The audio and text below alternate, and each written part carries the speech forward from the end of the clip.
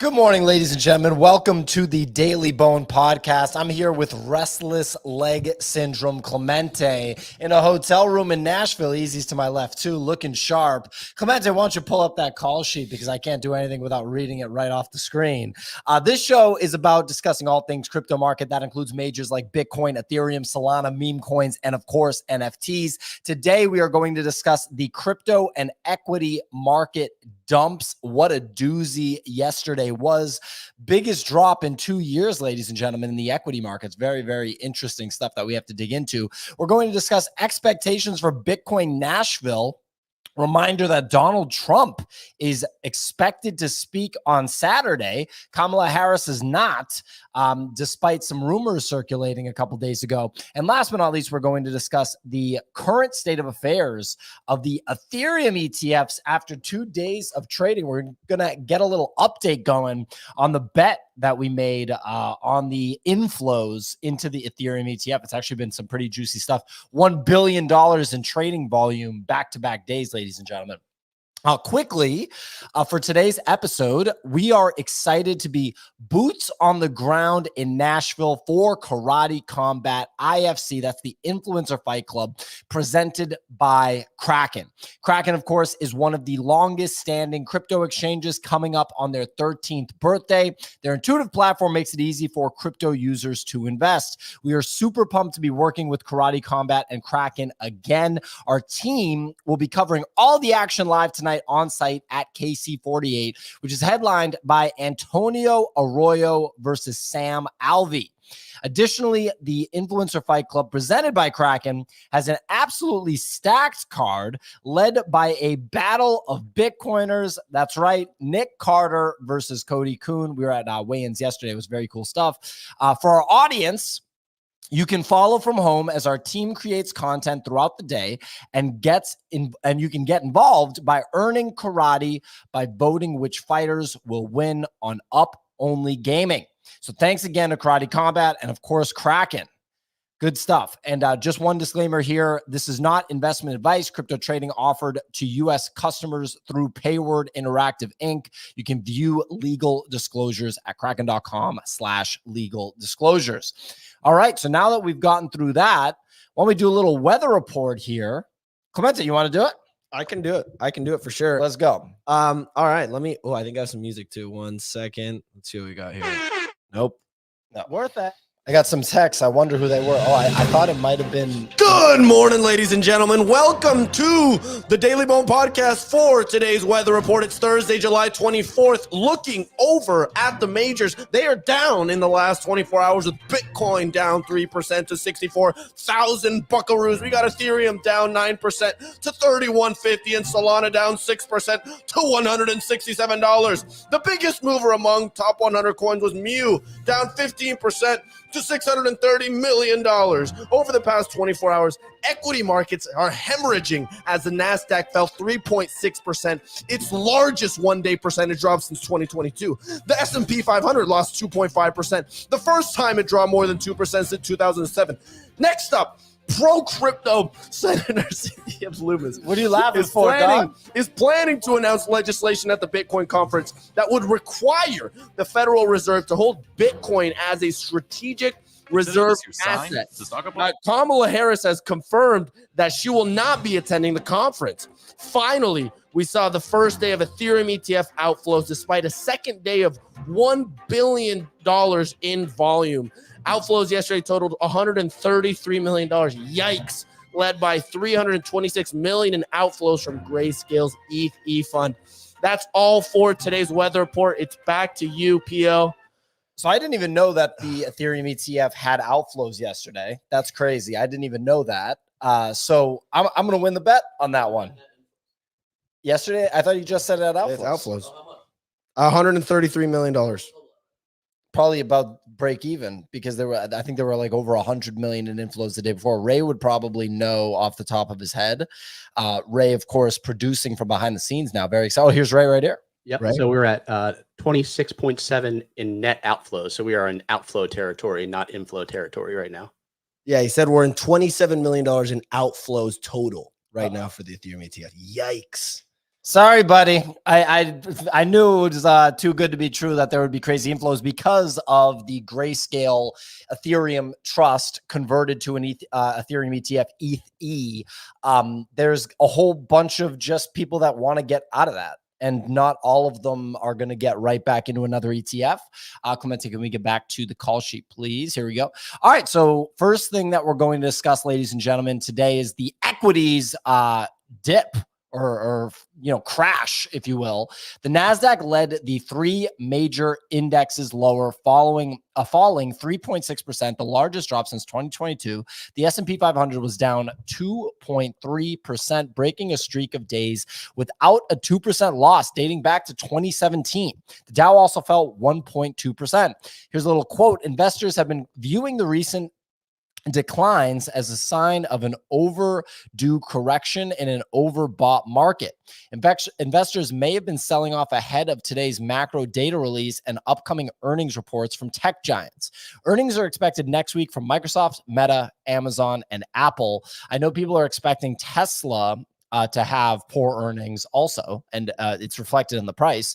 In terms of crypto, the price action is actually very interesting. It's Bitcoin down 4% to 64K, so holding very strong in the mid 60s. Ethereum down 9% to 3150 during the first week of Ethereum ETFs with billion-dollar trading volume. Who could have possibly seen this coming? And lastly, Solana down 6% to $166. Easy. What do you make of the equities markets and then also the reaction by crypto? The equity markets is like the least surprising thing in my opinion.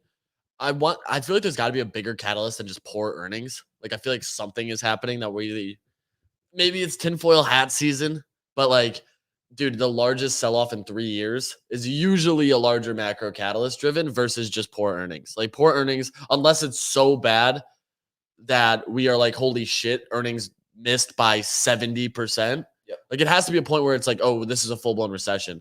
That's the only opportunity in which I see a reason for that massive sell-off. But the bigger thing too with that is like, now the news is coming out that rate cuts are expected to happen in July. They're saying July 30th, a 0.5% rate cut, which is outpacing the original cut. That basically combines the two that they anticipated at 0.25 later in the year. And now both they're saying that Powell's like, we may have to aggressively cut if this is happening, this bad of a sale. Because this is also pre-election, remember. So if the economy is tanking pre-election, it looks terrible for the Democratic Party. Just from a macro standpoint, the economy is largely what's driven by it. So that's the thing is like, if we get a 0.5% rate cut this month, it would be absolutely unheard of. Yeah, the market will probably still continue to sell because stagflation is most likely what we're looking at. But then on top of it, the crypto market, the one thing I'm looking at is how strong Sol's holding up against ETH. The Sol ETH pair is still trending up, even with both selling off, which looks great. Sol BTC is now officially trending down again, or not fully trending down, but has a down wick today. The other thing I'm looking at is what other alts are actually holding somewhat decently, like what's not 10% selling. Blast is down 31%. I'm sorry. That's what it was. I swear to God, on Coinbase, it said minus 31%. Clemente immediately goes, it's not. Coinbase literally has them as the top mover, and it's minus 31%. Blur's down 10.5%. You have things like... It was already down. It's only gone down. Yeah. It's literally never gone up. It's down 30%. What was the joke yesterday? He was going to bet this guy 1 ETH. This guy was trying to hustle him. But then we found out the guy wasn't trying to hustle him. Oh, at the dunk tank? There was a dunk tank, and this guy comes up to Clemente. He's like, I'll bet you 1 ETH that I can hit the target in 3 throws. And Clemente's like, oh, yeah, you've got to be like a AA pitcher or something. And the guy's like, nah, I've never thrown a baseball. And so, like, we just think the guy's hustling Clemente. And Clemente's, like, very unsure if he's going to do it. He's like, I don't know. And then Clemente pauses and goes, 1 ETH is like 350,000 blast. Do you know how much money that is to me? I was dying. I was like, that was so funny. A guy ended up throwing after. Clemente didn't take the bet. Missed it all. Awful. Dude hit the cage, threw it over the thing, and then hit the ground. So me and Clemente were just like, you just gave up a $3,200 bet. Granted, that's a lot of capital. That's literally 93% of your blast bag at this point. Ray, perhaps behind the scenes while we're discussing, if you could pull up some Polymarket odds for us and share your screen on rate cuts, because this is pretty interesting stuff. If I recall correctly, a rate cut in July, if I'm not mistaken, had previously been pretty low odds. It was 0%. They were like the market because you can look at futures for like what the rate cuts are, and it was at zero. Wow. Like a hard zero for the last 6 months. They were like, there's no way a cut happens in the summer. It's now, I think, at 28%. Wow. That is insane. Like that's an astronomical rise. And that, I think that continues to trend up as more news drops, depending on what consumer data we get this week. We could see that number flirt with like 40% opportunity for a cut, which going from 0 to 40% is like absolutely absurd in TradFi markets. Treasury bonds are up, which is like kind of shocking.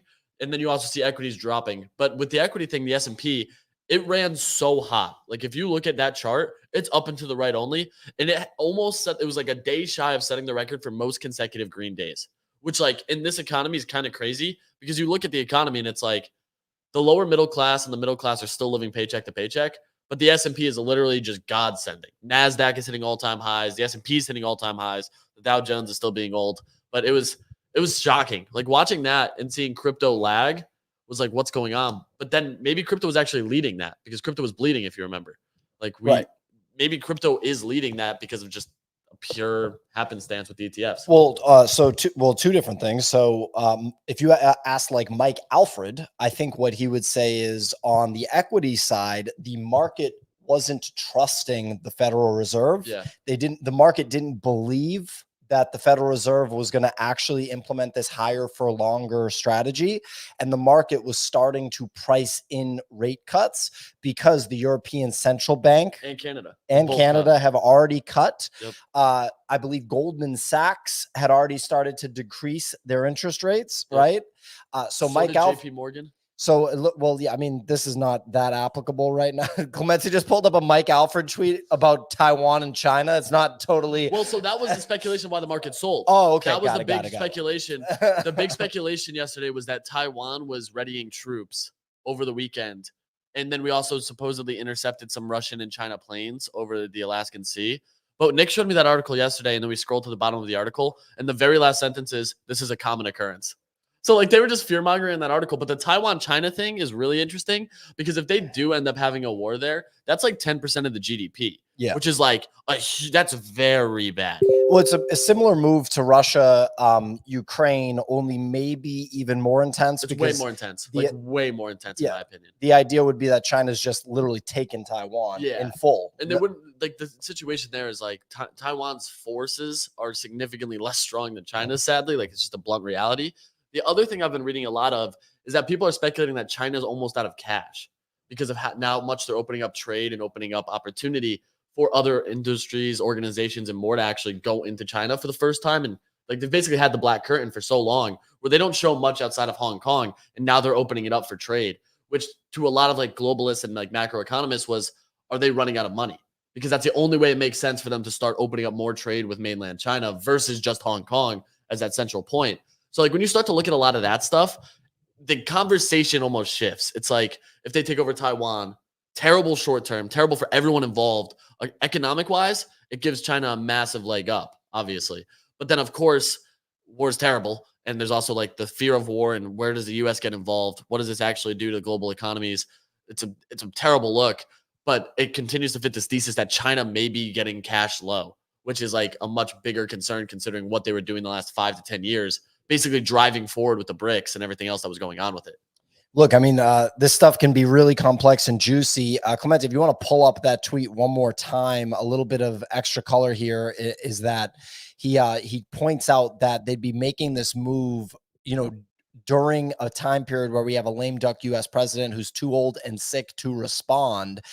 That's an intense, comment, but it's also just spot on. To shift from the equities market to crypto, I was listening to a little chat from Mike Alfred. I thought he said something, pretty insightful, is that we know that Bitcoin as of now is a cyclical asset. That doesn't mean that it will forever maintain the same cyclical pattern, but as of now, it's operating in a very cyclical way. And people like bang their heads against the wall so much to try to figure out why does it do this? Why does it do that? Before the fact, after the fact, they'll look back and they say, oh, well, it did this because of that, right? But the reality is nobody really knows. And you kind of are better off just operating. Did someone just knock at the door? You're better off just operating in a way that's kind of like, I know it's a cyclical asset, and that's all I know. So I'm going to play the cycle, right? And it's not as important to try to figure out like, oh, it did this because of that, or oh, it's going to do this because of this. Sometimes it's like, look, it's in its cycle, and what I think the next thing it does in its cycle is XYZ, right? So we can say maybe crypto crashed because of that, maybe blah blah blah, but the reality is like we don't really know. Nick, the easiest way is to go over the bed. So yeah, can we go back to the call sheet? One thing, Nick, you actually don't know, but there was a wager in our weekly points-based game that had to do with you making an appearance today. And so you busted a lot of people's wagers here for people that expected you to not join today. You just busted their wagers. Devastating. Their situation. Wow, they must be broke now. Sorry to all those losers that bet against me. No, I didn't. But I mean, I'm not surprised, dude. My life is just filled with haters. Some come from within. So let's go back to the call sheet, Clemente. Okay, so macro indicators released this morning. U.S. quarter-over-quarter GDP came in at 2.8%, which was over estimates of 2%. This is stronger than expected growth. It could show economic expansion and reduce the probability of rate cuts. And that's why the market crashed. Jobless claims also came in below estimates, indicating a stronger than expected labor market. This could also reduce the probability of rate cuts. And finally, month over month durable goods orders came in down 6.6%, well below an expected 0.3% increase. This actually could point to economic weakness that would lead to an increased chance of rate cuts. The Polymarket rate cut odds have been pretty juicy. This is Polymarket being the prediction market platform that has a crypto backend. Very interesting stuff. I've placed a bunch of bets on it, including a bet on Nick Carter to win the IFC influencer headline fight tonight. We'll have to see if that plays out. But it looks like they're pricing in a 37% chance on 3 rate cuts this year. That's crazy. And then I'd short that. Would you? Give him the mic. Give him the mic. This month? Give him the mic. I will give him the mic in a second, okay? Dude, we just saw the jobs report very strong. Why are they going to go cut it? Well, you're talking about, so no one has been able to figure out why the S&P is down other than Ford had bad earnings. Tesla has bad earnings. Cars in general are not in a good place, but cars haven't been in a good place ever. Last time I said the Taiwan speculation, that rumor, we just pulled up a Mike Alfred tweet that also was like, yeah. Co-signed Easy. Just saying. He tagged Easy in the tweet. Tagged me in it. It was like, I heard from this dog on the internet that Taiwan's deploying the troops. So there, I just said it was speculation of it, and that could be the fear, the concern that it could happen. There's no like major confirmation, but that wasn't the first time that it's been being talked about. That was like the potential worry was a war there. China making a Putin move, Nick. A poopy. I like how it's like literally like Twitter has all the political speculation you could need when like you go look, you're like, if you Google the information on Taiwan, like Google says posts like Taiwan's a great place to visit. Yeah, like there's no. That, but like the Biden resignation took like 3 You said hours. Biden. Trying to get the mic to him. Oh, I was going to say the Biden resignation took like 3 hours to hit Google when Twitter had it in 4 minutes. Yeah, you said Biden was dead. No, I said he could be. I said he could be. You seemed very confident. That I still think he might be. I still think he might be. I think it's a mask. Well, that was just so odd. Twitter where people are like, what do you notice? Well, no. So I quote tweeted it, and I was like, I quote tweeted when he got out of the car. I quote tweeted it was like, shit, my bet is smoked. And someone commented and goes, the comments on the original post are some of the dumbest things I've ever seen. Obviously, like I had not looked at the original post. I just immediately quote tweeted it. I go in there, and it's so many people who are like, he's wearing a mask.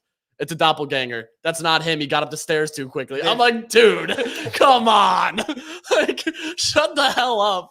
Some of the dumbest shit you could ever see is in those comments. Dude, Clemente is pulling up his web browser here. 20 minutes ago, he sent out a tweet where he's just like, here's what's happening with Blast right now. Clemente, dude, just let it go, dude. Just let it go. Really write a tweet? Yes, yeah. With a screenshot of the chart, it's just a piss missile down. Here's what's happening with Blast right now. It's going really bad. You couldn't believe me. I was I like, didn't sell my blast tokens that I claimed. I still have a pretty. I big don't bag. think I ever even claimed them, You can which claim it for like a year. I know, but that says it all. It's like if you didn't jam on the button on the first day, you just lost value every moment. The other thing too was the blast thing. The reason we pulled that tweet up in that chart was because when we started, I was like, Coinbase showed me the top movers today. And the number one was Blast at minus 31%. Oh I my was like, God. Jesus Christ, dude. That was the biggest move in Biggest crypto. mover on Coinbase. Today? It's whatever the top. The biggest move was a 30% move to the downside by Blast. I think it was 13%. Blast minus 32. 31. It says 32% down. Misinformation. On the Coinbase platform. Polymarket says 13. It says Dog. Coinbase has its top movers 31.81%. Holy shit. So real quick, we got we got Joopy 333 saying he's Taiwanese. He lives in Taiwan right now. There's no way we're gonna have a war against China this year, which I think like that makes. Well, I was gonna say that makes sense that there's some rumor going around here, but a Taiwanese person's like, I don't really know what you're talking about. They're doing what is it? No, Taiwan is running their military drills or whatever it is. Except they do it all the time. So when you like Google this stuff, it's like people are like, we're seeing some military movement around Taiwan, and you Google it, it's like, yeah, this happens pretty much on a periodic basis. Like this is all, well, I heard that such and such. Nope, that's actually just like a completely, totally normal thing that always happens. When they intercepted the Russian planes before you came in, we mentioned that. We scrolled to the bottom of the article and it was just like, this is a common occurrence.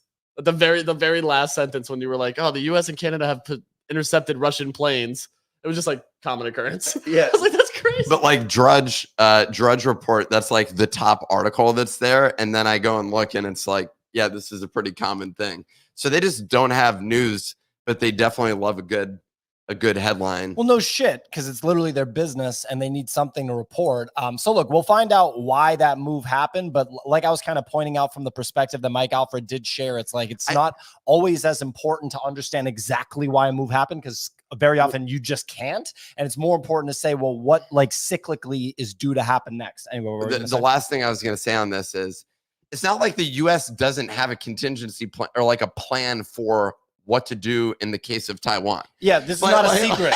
Like we know, like China wants that thing. Like they're like, oh well, Biden's sleeping right now, so we're not sure what to do in this situation. They're like, we have 16 plans drawn for what to do in the case of. They're gonna pump some ice cream into Biden. He's gonna wake up, and then they're gonna get ready to do. They're gonna get him some Italian ice. We actually have a strong Taiwanese audience. We have my Taiwanese Quan. Of course we do. People are reporting in. I ate at a Taiwanese restaurant last night, and the waiter said it's not going to happen. Well, you'll have to let me know how the food was. Anyway, back to the call sheet, please, Clemente, because we're going to move on to ETFs. Okay, so according to the president of Bitwise, of course, one of the bigger crypto native organizations that got an ETF across the line. A quote from him: Ethereum ETFs have traded about $852 million in value today thus far. Bitcoin ETFs have only traded about $1.1 billion. Surprised that Ethereum ETFs are trading about 75% of the notional value of Bitcoin ETFs today. Higher than I expected. Higher than I expected too. Very, very interesting. Nick, it looked like you wanted to say something. I mean, it's not all that surprising. I know it is to you because all you think about is Bitcoin. But yeah, not surprised at all. So since you're not surprised and you seem to know so much about this, let's talk about let's talk about fucking 3 sneezes in a row. Let's talk about the net inflow. You never had a triple C's? So we got 2 trading days of the ETFs under our belt thus far. Well, since you seem to have such a good handle on this, what have been the net inflows or outflows? Does it over $1 billion for Ethereum or close to it? I'd say $500 million at least. In inflows or outflows? Inflows at least $500 million. Well, you have a real handle on this. Ray the Quant. Sorry, what is this trivia question as to the overall relative side? What's the height of the building that we're in right now, Pio? Yeah. Maybe you could give us that information because that's going to help us decide the direction of the overall crypto market and whether or not the Federal Reserve is going to reduce interest rates by another 0.25% finally, so that our crypto bags can pump, despite the fact that it's probably going to be ruinous to society as a whole.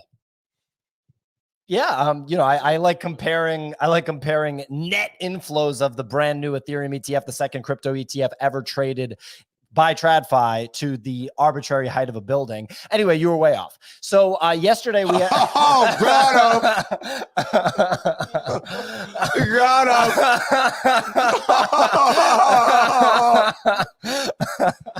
So, ladies and gentlemen, we're looking at $133 million in outflows for the Ethereum ETFs yesterday, 44 million in inflows for the Bitcoin ETFs. This, like I mentioned before, is realistically due to people getting out of the grayscale Ethereum ETF.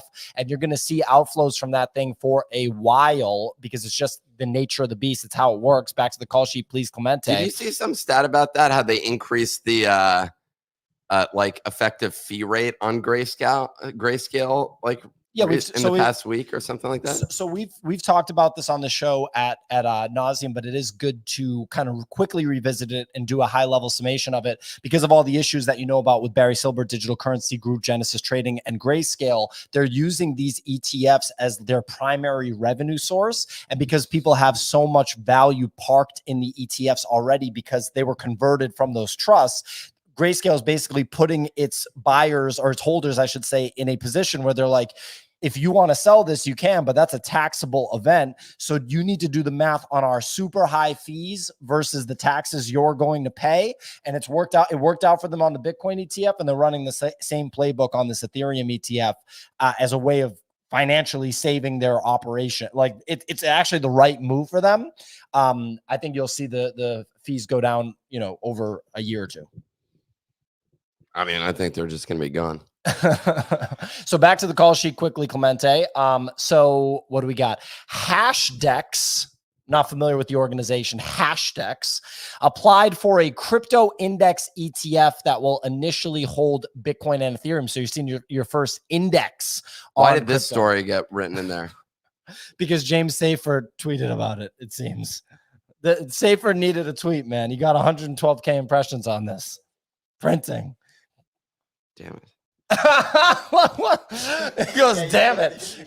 Yeah, that's something that you would have had an insider tip on. I know that would have been something that I would have published. That's just a press release that was posted there. I have a quick question. Nick, as a large Ethereum holder, are you concerned at all about, Ethereum whale, are you concerned at all about Ethereum's lack of performance weakness? It's down 9% in the last 24 hours. Solana's only down 6%. Bitcoin's only down 4%. What do you make of the Ethereum state of Ethereum right now? 9% is a lot, but how much did Bitcoin go down after the ETF? At least 10%. It might have been more. So who cares about the numbers? Because it's not relevant whatsoever. It did go down. It went down like Ethereum. 10-15%. What's the price at right now on ETH?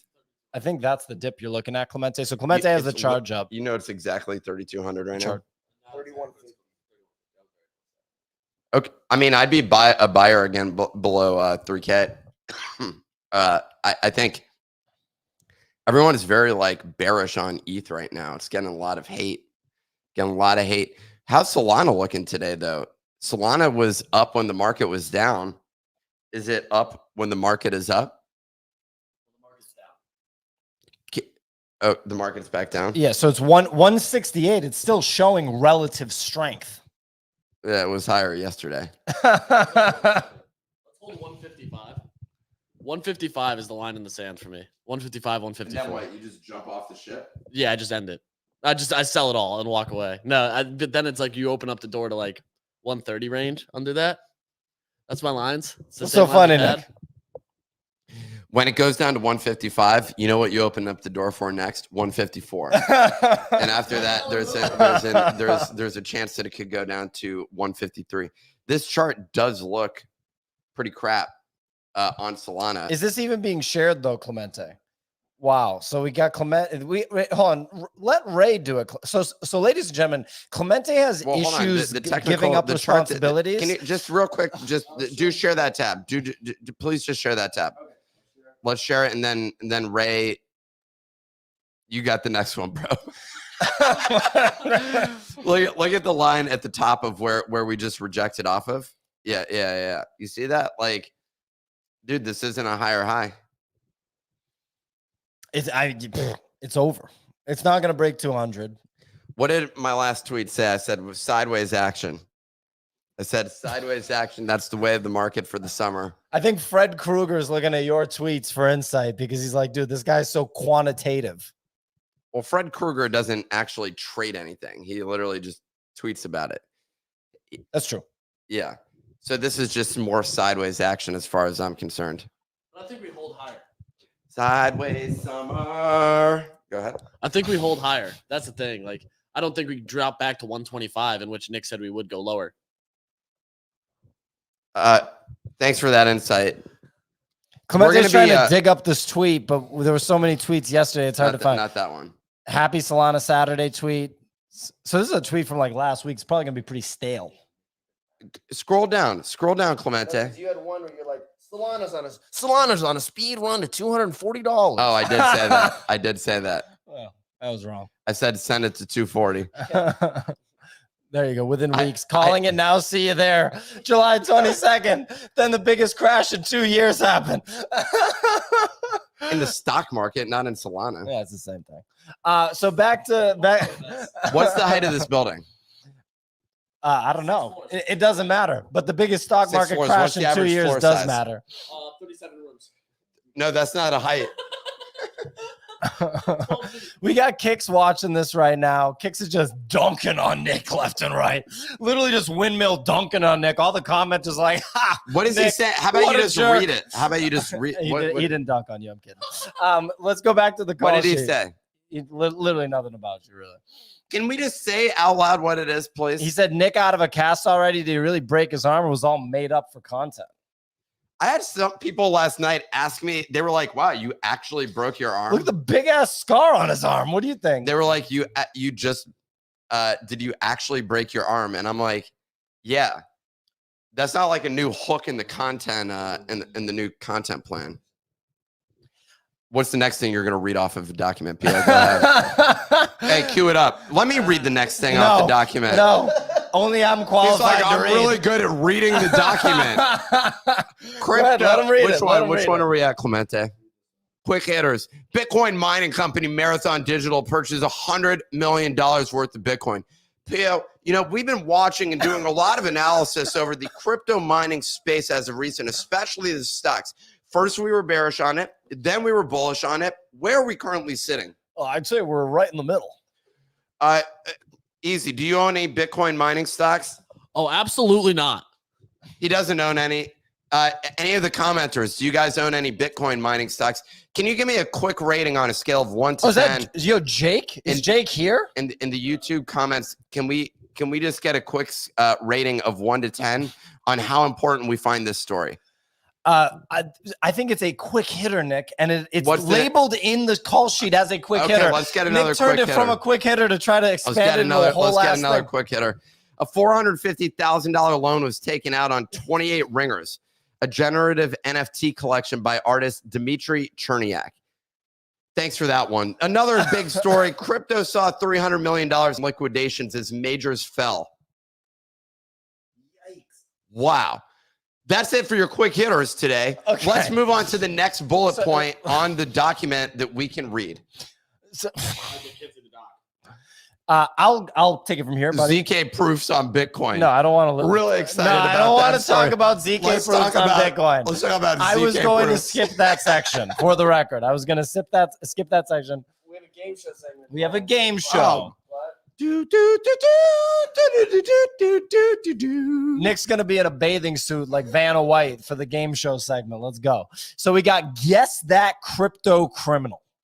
In this segment, Clemente will read out the description of a crypto criminal who has already been charged with a crime, sharing more clues about their identity over time. Very interesting. If you think you know their name, just buzz in and we'll call on you. How many people are playing? All 4 of us. But you have the answers right there on Clemente's the not document. playing. It's 3 of us. You're reading the document. I'm not looking at that. I'm just reading the prep, and then I'll move. I'll sit next to you, Nick. How about All that? right, How does that sound? Let's go. Okay. Clemente, you can finish reading this part. I think no, it's us 2 versus you 2. No, he has the answers. I have the answers. So it's Okay. you 3 versus each other. versus me, and I'll whip y'all. This is like crypto family We can feud. go separately. Dun, dun, dun, ba-dum, bum, bum. Guess that crypto criminal. Criminal. That alien ant farm smooth criminal. Criminal. Dun dun dun dun dun dun. Criminal No, no, number no, no. 1. No. I am a former businessman and software engineer. The SEC began an investigation of my company in June 2022 to determine if the marketing of our product violated federal regulations on securities and investment products. Ray, if you could, I know who it is now. Okay. Was that wrong about CZ? Yes, wrong. The And Polymarket please, no blurting. If you want to buzz in, you have to go. Yes, easy. The Polymarket guy. Shane, Wrong. All right, so now wait, is he penalized now? No, he's allowed to now. No, he's allowed. Okay, I'm to gonna buzz continue. again. Buzz in. Okay, there needs to be time out. There needs to be penalization if people are going to be Buzz. buzzing left and right. Okay, Nick. All right, jumping in here. Give me a Wait, second. Ray's jumping in. Ray's Let's hold off a second here. pissed. Ray's jumping in. Once you guess in, you cannot guess again until everyone else has guessed. That's the ruling. Okay, So you what can't you just said, blurt once names you out. guess- So now once you Nick and buzz Easy have in- used their guesses. Yeah, so if you use your guess, you have to wait for everyone else to go before you can go again. Okay, Pio, are you gonna buzz? Well, I gotta, You guys were interrupting. There's more info he's going to get. I'm gonna bleed it out over time. Let's go. So in September 2022, a South Korean court issued an arrest warrant for me on allegations on violations of Korean capital markets law. Do Kwon. And waiting for Ray. Correct. Correct. 1 point. 1 point for Easy. 0 points for Nick. 0 points for Easy. let's go, baby. Oh. All right, next one. That was criminal number 1. Moving on to criminal number 2. No, it's dun dun dun dun dun dun dun dun dun dun. Okay. Criminal number 2.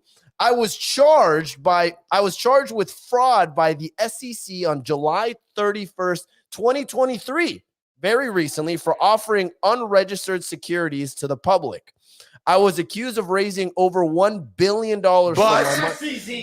No. Wrong. I'm gonna go with Buzz, the Celsius guy. Wrong. God damn. I can sit here and think.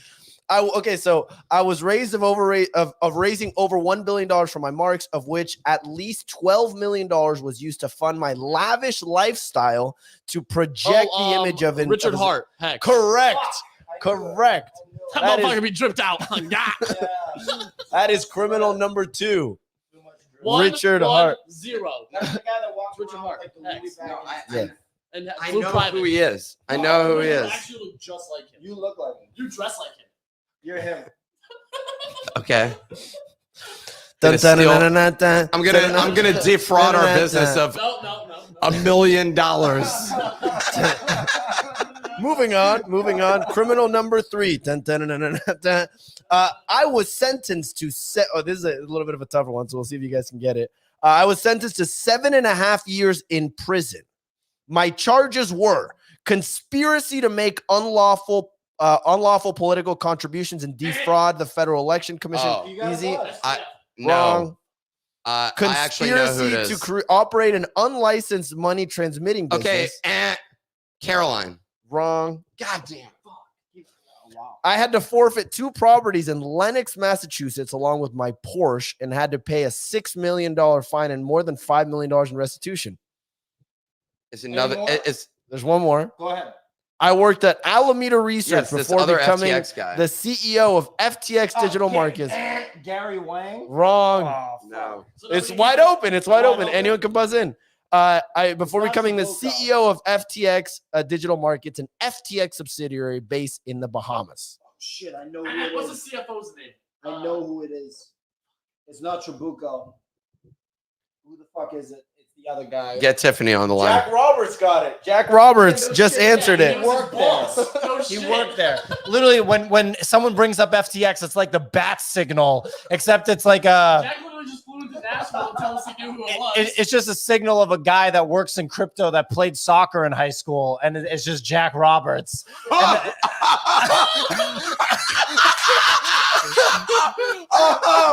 Oh God! Woo! That was a classic. I forgot the guy's name. Jeff just texted us the answer. No, don't check. Don't check. It's over. We didn't get it. We fucked up. What's his name? Ryan Salome. Right. Oh, I would not have Salome. gotten that. Yeah. All right, that was the three criminals. Wow, what a crazy conclusion to the game. Wow. 3 criminals. Dun, dun, dun, dun, dun, dun, dun, dun, dun, dun, dun, dun, no. We should make a video intro where Nick is Michael Jackson or Alien Ant Farm, depending on which version of the record you like. And it's just 3 criminals. Tres criminales. That's the Spanish language. I draw, buddy. It's an inside Nobody joke, knows ladies and that. gentlemen. Yeah, it's an inside joke. All right, so back to the call sheet, please. Okay. So we have 10 minutes, and what we can't. So there's a couple things Or we can could just do. end it because no one wants this show to go an hour and 10 minutes every time. We've been trying to get this shorter and shorter because the average listen time of this show, any guesses in the comments, 30 minutes. There's the guess. So, and the answer, 30 to 35 minutes. That's the average listen time. Yet we do a show for an hour. Clemente, remember when we've discussed this over the past 16 years, how we were going to shorten the show? Well, and everything? I run the show now, so you can talk to me. Okay, well, we've discussed it too. What are we going to do? Yeah, we have. So you're going to say, oh, I need something to fill time for 10 more minutes when no one wants that stuff. All right, the people in the audience don't want it, right? Everyone in the audience, let us know. Tell us to just shut up and go home. You're going to get like 2 fans who are like, no. Ellie.jpg just said, I do. I want longer. He's saying it's not long enough. That's 1 fan. That's 1 fan. Cashmere just said that he pooped himself. So that was a random comment from him. That's a weird one. I didn't expect that. What else we got? We got so we got Alfalfa saying most of us prefer longer shows. Feels like a pretty reasonable comment right there. That's actually completely wrong. Statistically speaking, he's like objectively wrong. Rick Starr said go longer. W underscore. I'm not familiar with W underscore. I think this is someone coming out of the woodwork. Not familiar with W underscore, but he said longer is better. Again, statistically wrong. I like Jason Brown. He said work longer. He's like just work for me, monkey. We want some breakfast. We want breakfast. So I went down for breakfast and I go to the espresso machine and that thing's not working. So I speak to the gentleman making the eggs and I say, hey, what's up with the espresso machine? He's like, that's down right now, but we got coffee over there. And I go, oh, hey, thank you, man. Thank you. And I go over to the coffee thing over there and the fucking thing is empty, dog. So there's no coffee downstairs, right? So I got to take my ass to a coffee shop not far away at all. And I got to get a really good cortado, man. Oh, I didn't even consider that. You got this little shitty Nespresso thing? Okay, cool. You have to put that in his face when he talks. This is important stuff. No, can you hold it? Can you hold it just like this? Soul Huckster took a shot at Nick. Yeah, thank you. This is the proper way to do the That's show dope. now. That's dope. This is quality. Soul Huckster, shut your mouth. Soul Huckster, who has a UFO Bodago, by the way, so he's got clout. He said, Nick, you can only listen to 100% or less, so your average is always going to be lower. I don't even know what to say. That's just a dumb comment. Nah, he stumped you, dog. Soul Huckster is still How tall is stupid. this building, dude? 6 floors times. I'm gonna go with 10 times 10 feet. Well, actually, no, but you got padding, so I'm gonna go with 11 feet on that. We're gonna go with round up. Ray Cook, aka our producer, Ray Cook, our producer, asked me who the locks are for Karate Combat. Ray's trying to be productive. Not 660. All right, real quick, 66. yo, everybody, we're gonna share the screen.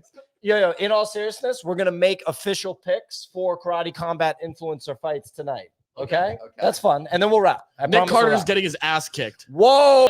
Breakfast ends in 37 minutes. I'm just saying he should stop. He should stop lying to everybody. Okay. So all right. Okay. So we got first fight, bottom of the card. We got Lawrence. That's the case. Literally nobody's gonna clip this, which is I nice. want to see that. Two girls fighting, and then it suddenly turns into a passionate mate. Okay. All right. So, but anyway, my pick is Lauren Sweeney. Your pick? Lauren Sweeney. All right. So we got across the board Lauren Sweeney. We're viewing her as a lock. It looks like 81% of bettors have put bets on Lauren Sweeney. Man, imagine being the opponent when 81% of people are betting that you're going to lose. That must be a crazy situation. Next one. Sucks. Okay. So we got Phil the Dragon Russell against Bama. This one's very interesting. So Phil the Dragon Russell has competed in Karate Combat one time. I was going to go with Bama, though, because he's got a cowboy hat. 100%. We're in Nashville. Gotta go with the cowboy hat. So real quick, some detail for the audience. Phil actually KO'd his opponent in his last fight, and he's a purple belt in Brazilian Jiu-Jitsu, which is incredibly legit from a martial arts perspective. Turns out Bama's also a purple belt in Brazilian Jiu-Jitsu. Bama is taller and longer, but he was smoking marijuana in his training video. Yo, that motherfucker is a Bama. Okay. That's not even me. Anyway, I guess You never heard that term before? I will bet Phil Russell. I will bet Phil Russell. That was a term when I was a kid. You would call someone. You'd be like, "Yo, you a Bama." Oh, I wasn't aware. That's before my time. Literally, Clemente was not even alive. Yeah, when they compared that. 1925 lingo. All right, I'm gonna go with Bama. So 3 versus 1. Okay, So let's fire I'm through these. Let's riding fire with through Phil. I'm riding with Phil. We got Grimace versus Harley Hermanson. these. No, I'm taking the other guy. I'm taking Grimace I'm taking all the the other way. guy. I'm taking the other Especially guy. after I talked to him yesterday, I'm taking Grimace all the way. I'm fading Grimace because he's named after the fat purple McDonald's character. Grimace. I'm going. We're 3-1. He's And good. That's literally the math right now. The math is 3-1. The math is 74%. And the headline fight: Nick Tungsten Daddy Carter versus Cody Kuhn. Tungsten Daddy. It's not helping his case You're against saying Nick's he's comments. not gay? It's because he owned a bunch of tungsten. He's a tungsten maxi, actually. Loves the metal. So did you guys know that He loves SPF? hard things. I'm going to bet Nick Carter. I'm publishing an emergency adjustment video that the editors just got back to me today where I changed my pick from Cody Kuhn to Nick Carter. I told Nick that yesterday. This was based on the new film that dropped of Nick where he's training with Gabriel Haynes, who we got to hang out with yesterday. And so I'm going Nick Carter, 1,000%. Cody Kuhn. Wow. Taking Cody Clemente, Nick Carter. I'm going Cody. 2-2. Let's go. Let's go. Cody Kuhn versus Nick Carter. Ray, who are your picks? Ray. I haven't given it too much thought. I like Nick Carter, I think. I'm going to go with Grimace as well. I'll take the dog, the dragon here. And then give me the underdog. Give me Pretty Girl here. I know Pio is big on Lawrence Sweeney, but I think Pretty Girl's gonna. I appreciate you taking the underdog, but I it's a lock. Sweeney's a lock in my opinion. All right, it's on wax. We got a comment. We got God's favorite slug declaring that he's in love with Soul Huckster. Very random commentary there in the audience. I think that's a cue to wrap the show. Okay, that's enough. So that's enough. going Go to do back it for to the today's sheet. Go episode. back to Thank the you for sheet. rocking with us. We'll be back again tomorrow. And ladies and gentlemen, just a reminder that we are excited to be boots on the ground in Nashville for Karate Combat IFC presented by Kraken. Kraken is one of the longest standing crypto exchanges coming up on their 13th birthday. Their intuitive platform makes it easy for crypto users to invest. We are super pumped to be working with Kraken and Karate Combat again. Our team is going to be covering all the action live tonight on site at KC48, headlined by Antonio Arroyo versus Sam Alvey. Sam Alvey, a former UFC fighter. Additionally, the Influencer Fight Club presented by Kraken as a stacked card led by a battle of Bitcoiners, Nick Carter versus Cody Kuhn. For our audience, you can follow from home as our team creates content throughout the day and get involved by earning karate by voting which fighters will win on Up Only Gaming. Big thank you again to Karate Combat and Kraken. Real quick disclaimer, this is not investment advice. Crypto trading offered to U.S. customers through Payward Interactive Inc. And you can view legal disclosures at kraken.com/legal/disclosures. See y'all at the Nick Carter coming out party. Okay. We'll see you guys later. Thanks for watching. Wrap the show. Wrap it up. Guys. Wrap See it you up. guys. Wrap it up.